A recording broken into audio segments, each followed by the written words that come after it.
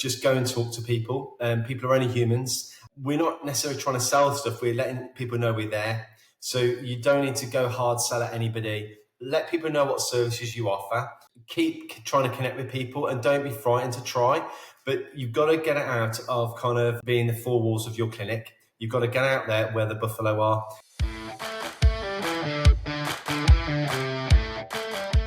Hey everyone, welcome to the Optimized Practice Podcast. I'm your host today, Blake Sargent, and today I'm joined by the amazing Jonathan Shearer, and he's going to share his top tips on networking within the group. We call him the Network-King. So you're going to learn networking from the Network-King. Thanks for sharing this with Jonathan. Thanks for coming onto the podcast to share your wisdom. How about we start with where it all started for you and how you've used networking through the journey? So take us back to how things were at the start.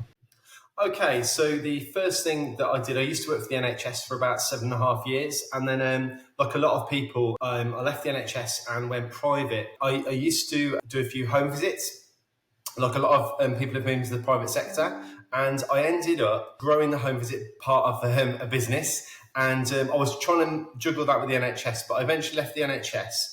And I ended up starting to go to a residential scheme. And what I realised was that the residential schemes were all connected locally via the council. And so I contacted the head person and they got me to go into every single residential scheme. And we offered them a coffee morning where we could talk about podiatry. And off the back of that, they would all sign up every 8 weeks to have their feet done. And that's how I initially started with the residential schemes. And I wrote to a lot of local nursing homes. And we used to advertise in the Yellow Pages, and I used to start off by doing home visits. What became evident, I couldn't juggle the NHS and private. So what I did was I bought an old building, which we renovated. We decided to launch a practice. What happened was along the journey, I met someone who knew a doctor and they needed to rent some space. So what I initially did was rent a lot of my space out in my practice. And I operated out of one room. It grew and grew and grew. So the need was really to take over the whole building again. And it grew very, very fast. I was told initially that it would take every year for each 1 day of practice. We got to a full clinic for one chair in less than a year. In fact, by year 3, we're at 3 chairs for 3 days a week. So we grew very fast. And we also based it on the people that we had associated with the business were on a self-employed basis. That was the first kind of start of the practice journey. The other thing that happened was that I did an advert in my first week. I had the mayor come and the local MP at the time, Brian Jenkins, come and open and cut the ribbon for me. And they came and opened the ribbon and I had a big spread in the paper. I paid for an advertorial, which was £1,000 at the time, a full page. I always used to do full pages in the local paper, which was popular at the time. Off the basis of that one page, that brought in my first week's work that covered that one advert, which was £1,000 I got back from all the clients that I saw that week. But at the same time, I was running the home visit 2 days a week, residential scheme and home visits. And eventually I stopped doing that and just focused totally on the clinic. And one of the key things was to focus on the clinic rather than doing home visits. Nice. And so if we fast forward to where things are today to sort of demonstrate the growth you've had and the outcome you've had, and then what we'll do is we'll backtrack and then you can give people the specific tips of how you managed to do all this basically through networking. So what's the snapshot of how things are now? How many rooms, how many people do you serve each month? How big's your team? That sort of thing. Yeah, we see about 1,200 clients a month, and we're in a market town in Tamworth. We're not in a city, so we see about approximately 1,200 a month on average. And we've got podiatrists and sports therapists, and we're trying to offer a good range of treatments. We're not just trying to do general podiatry. We do nail surgery, shockwave, a lot of MSK, laser, with bits, the insoles, force plate, and sinus, and lots of other treatments. And we're always looking to expand and improve and try and get the best equipment as well. So one of the things that I've found is to try and get the best you can. I'm always researching things. That's always been a help. The one thing I always find helpful is talking to the reps and the companies that supply everything to find out what works and how it works. That's part of networking as well. And also talking to other people to find out how they've got on with equipment. And that's how you find out what the best equipment to use is for people. That's been helpful along my journey. I think the big thing for me straight away was that I did try, so from a networking point of view, that I used to write to some GP practices, and there's a few of them that let me in and take lunch for them, and I'd let them know about the practice. And where they couldn't have a route to put people into the NHS, they'd often refer them to our clinic, which helped us grow. You can't beat a recommendation. So we don't actually spend that much these days on advertising. I don't do Google AdWords, Facebook adverts or anything like that. A lot of it is recommendations. We worked very hard to build relationships with local sports clubs. Now, the key thing for me with the whole networking has been that I often look to help to other people. What do they need? And so what these clubs need often is that someone comes and maybe along to training and helps them or advise them or shows them what stretches to use. But also they need somewhere they can send people when they have problems. So we really work hard with some of the local clubs to treat some of the players and injuries that might occur. The other thing is we often are sponsoring local football and rugby teams and hockey teams. So it's a two-way relationship. So I always say give first. If you always are looking at a one-way relationship, those relationships are not good. They don't really work for people. And so I always say, always give first, find out how you can help people. And by talking to people, getting to know your clients, a lot of the breaks we've had with the clinic have been by talking to people, and people can always unlock other doors for you or introduce you to other people. That's been key for us. That's amazing. And so I think that's music to many people's ears, because I think in the modern era, we think, right, I've got to go and do some sort of online advertising. And then we go, how does that even work? If you go back to the basics, okay, we're in the relationship business, we're in the people business. I guess one of the overarching parts is to become a bit of a local celebrity, not from an ego perspective, but people can't use you if they don't know you exist. No. So we've got to get ourselves out there first. So they go, oh, go to Jonathan, go to Jonathan, go to Jonathan, go to Jonathan. Let's say for somebody listening to this who is looking to grow their patient numbers. I remember when we first spoke and you were like 1,200, 1,400 patients. I was like, wow, you've done a great job. Like with no marketing, it's like, so that, or sorry, no sort of paid advertising or very little. Yeah. Somebody is sitting there going, right, okay, the step forward for me is I need more patients, but I don't have a massive ad budget and I don't really know where to start with online advertising. What are some of your top tips? Okay, I've got a lot of good tips for that. And so the first thing I'd say is, an analogy would be, why did Friends Reunited not work compared to Facebook? The reason it worked better, Facebook to Friends Reunited, it completely blew it out of the water, was because they were trying to connect people. And it's the network that destroyed Friends Reunited. They created networks, and networks are very powerful things. So that's the first thing I'd say. The second thing, and the first top tip, is that have some literature or leaflets that you can go around to local businesses to meet people. So if you've just opened up, say, a clinic somewhere or in a shop, the first people you should be talking to is all the local businesses. I never ever see anyone as a competitor. I'll even talk to people who are in direct competition with us. And it doesn't bother me because I don't see anyone as competition, not from an arrogance point of view, because I'm trying to build bridges, because there's always things that I can refer to other people that I don't treat. And I'm looking to make friends, not enemies. I think that's the first thing. Don't see people as enemies. Build relationships with local businesses.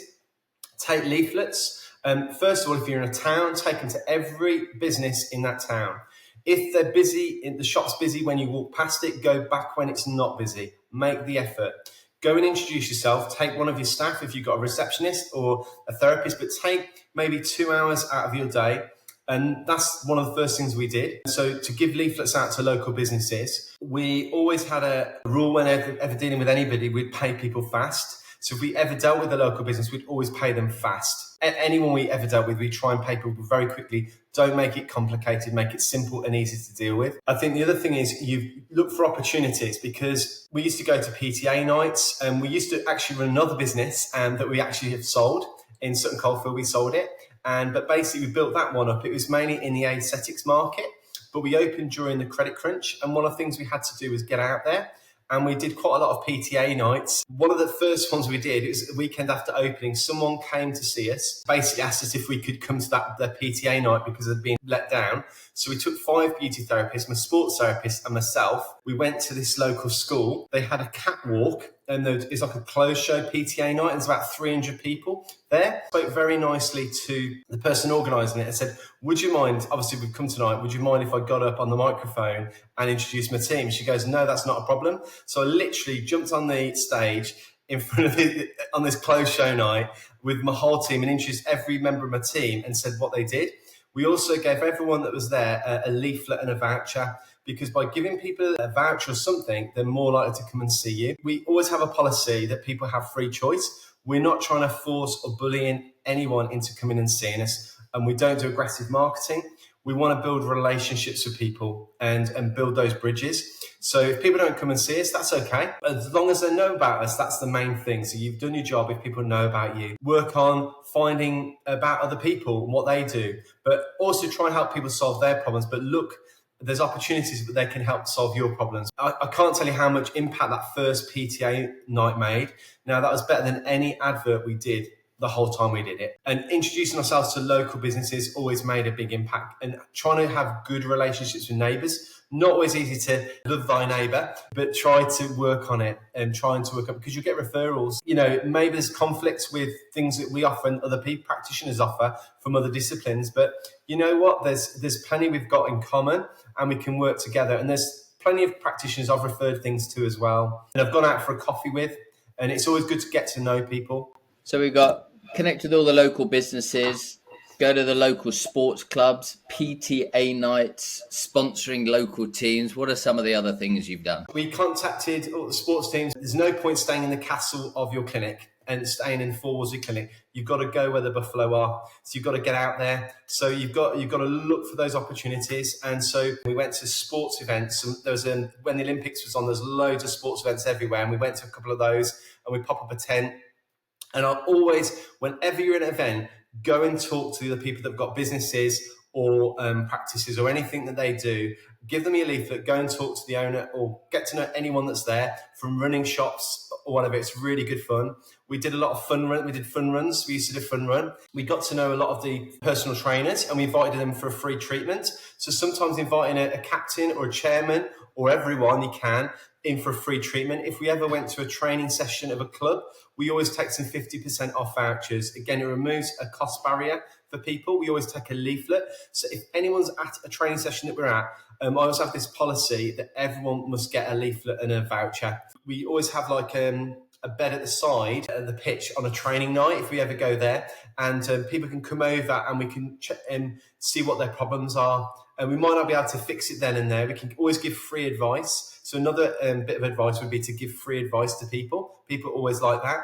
Get people to be comfortable in coming to see you because it breaks down the barrier. I also think know your stuff. Even the best practitioner in the world doesn't know everything. So really research things as things come up that you can be a better practitioner as well. So when, with regards to like the fun runs and the sports events, do you go and donate your time ultimately? Do you speak to these teams and the fun runs and go, hey, would you like me and the team to come down and work with the athletes and set up a bed? And is that how you approach it? Yeah, absolutely. And a lot of the clubs will have an open day. So there's open days they usually have are once a season. You attach yourself to that open day and you take leaflets. You might take a couple of staff. You take 2-3 hours. We're never under pressure to leave those events. I'll make effort to talk to most of the people there. Certainly the captains and things like that and the managers or the chairmen, whoever runs the clubs, to see how we can help them throughout the season. Usually if it's a training session, I'll say, look, would you like one of the sports therapists or myself to go through a warm-up that they can repeat? 99 times out of 100, people will say, yeah, that's a great idea. We'd love you to do that. And it takes 3 minutes. That breaks down the barrier. I also say, would you like us to give a free 2-minute talk while everyone's there, just on common foot problems and how to deal with them? And usually most people are happy with that. My colleagues then talk about the common injuries and how to prevent them and what to do about them. So the sports therapists tend to do things like that. We talk about the common problems. So as they occur, they think, do you know what, we'll go and see John or Footsteps. That's how we do it. And we take leaflets. So anyone who goes there gets our leaflet, I always say. If people from other clubs or the parents are there, I might give them a leaflet as well. I made a list of all the local clubs and the fitness instructors and things. And we went through a process, which we're starting to do again. We went through every single one. We'd try and invite into the clinic so we can have a chat, also have a free treatment with us, and then they know who we are. So it breaks down the barriers. Great point. And I love teaching this to people because like now with the power of Google, you can effectively bring up the map of where your practice is in the middle and then draw a 5-kilometer ring or 10 kilometers if you want, and just Google every sports club, every nail spa, for example. They're great because they don't do the same sort of treatment that a podiatrist might do. But again, they can refer if it's something they can't help with. They go, oh, you need to go and see Jonathan. So we have a whole list of the local sports club, whole list of like local sort of semi non-competing, like if like the local physio or the local chiropractor or the local, other podiatrist or whatever it might be.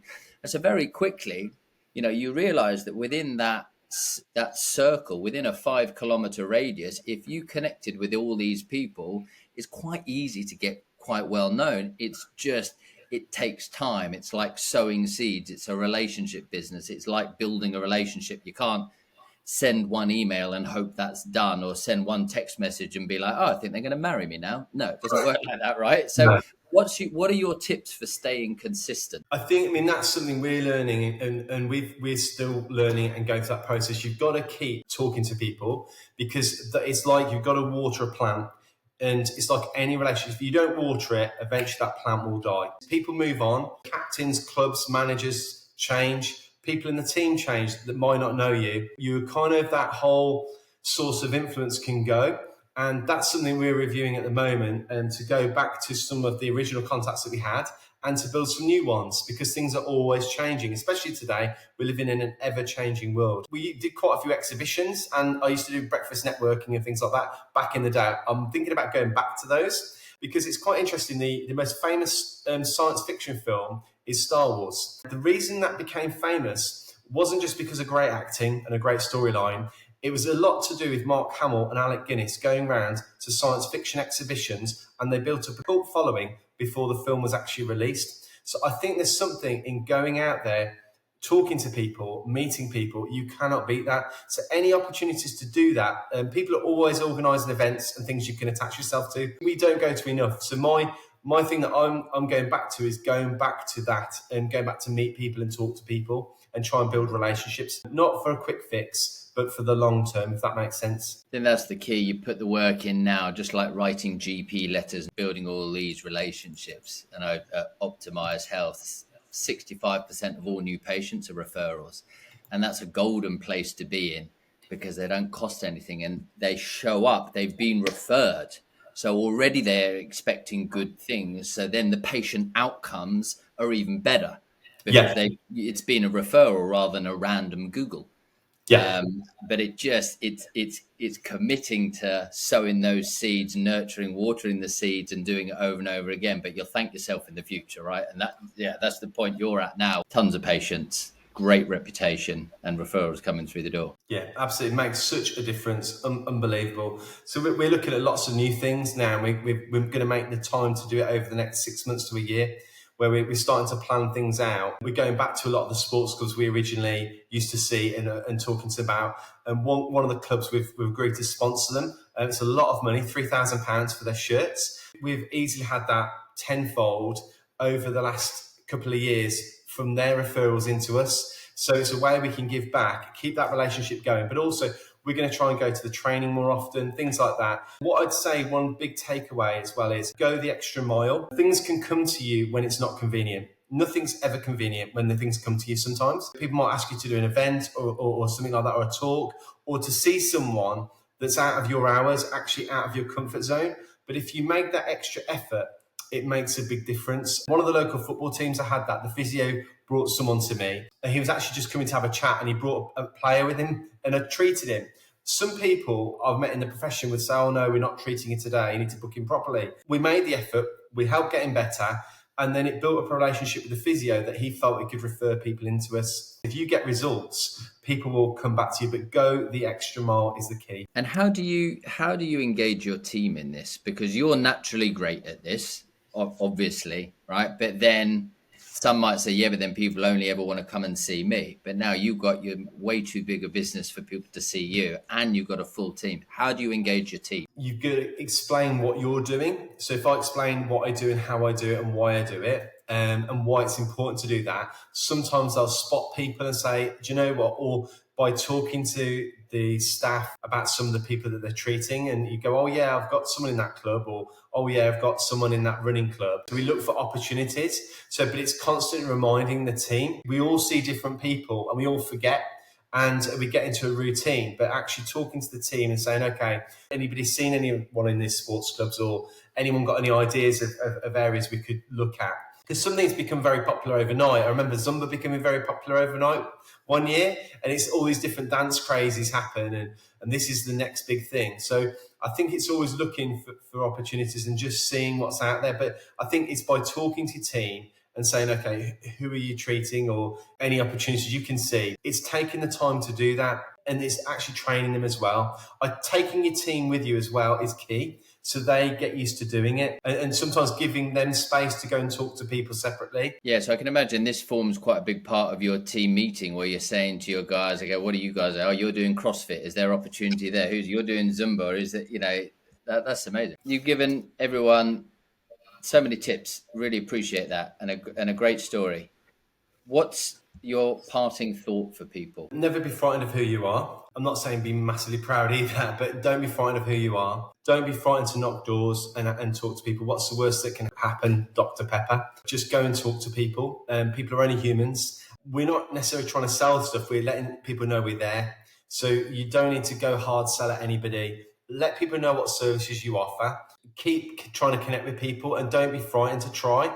But you've got to get it out of kind of being the four walls of your clinic. You've got to get out there where the buffalo are. Like the native Indians that go where the buffalo are. They don't sit in their tents and say, we're going to wait for them to come to us. They get out there by connecting and promoting what you do and letting people know that you're there. Networks are very powerful. You look through all of history and how powerful a network can be. If you've got the right people with you to change it and improve it, and to connect with new people every day. Amazing. I once heard your network equals your net worth.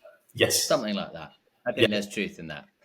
All right, look, that is amazing. Thank you so much. So there we go. Parting thought, go where the buffalo are. I love it. That's all for this episode of the Optimized Practice podcast. If you enjoyed the content, please subscribe to our podcast so you never miss an episode.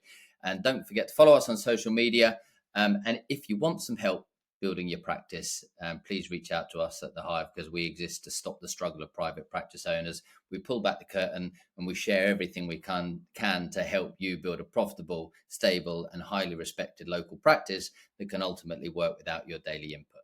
So Jonathan, thank you again, and I'll see you all in the next episode.